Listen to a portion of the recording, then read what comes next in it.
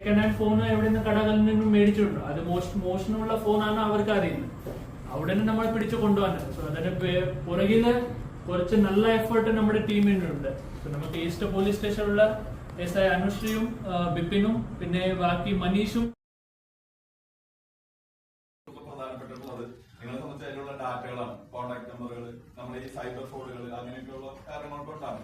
അത്രയും ഗൗരവത്തിൽ തന്നെ നമ്മൾ പോലീസ് അത് കൈകാര്യം ചെയ്യുന്നതുകൊണ്ടാണ് നമ്മൾ CIR പോർട്ടൽ നിങ്ങൾ രജിസ്റ്റർ ചെയ്യുന്നു. അതുപോലെ തന്നെ ബാക്കിയുള്ള നമുക്കും അതിന്റെ ഒപ്പം തന്നെ ആരെങ്കിലും ഉപയോഗിക്കുന്നുണ്ടെങ്കിൽ നമുക്ക് ഇൻഫർമേഷൻ കിട്ടും. അതൊരു വലിയൊരു പ്രോസസ്സാണ്, നമ്മൾ വിചാരിക്കുന്ന പോലെയല്ല. അപ്പോ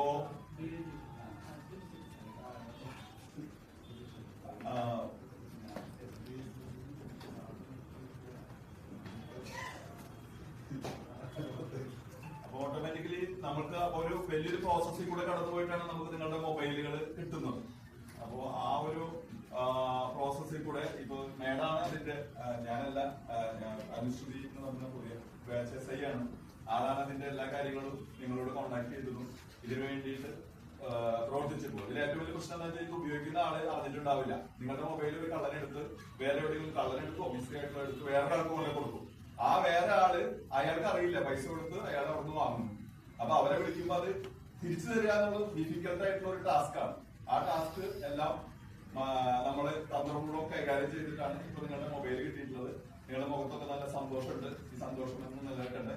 ഞാൻ ഇത് കൊടുക്കുന്നതിനൊക്കെ വേണ്ടിയിട്ട് നിങ്ങൾക്ക് ഇതെന്തിനാണെന്ന് വെച്ച് കഴിഞ്ഞാൽ നേരത്തെ ഫിസ്റ്റോ പറഞ്ഞ പോലെ ഇതൊരു നിങ്ങളെ കാണിച്ച് ഫോട്ടോ എടുത്ത് അതൊരു പ്രചരണത്തിനോ ഒന്നുമല്ല നമ്മൾ ഉപയോഗിക്കുന്നത്.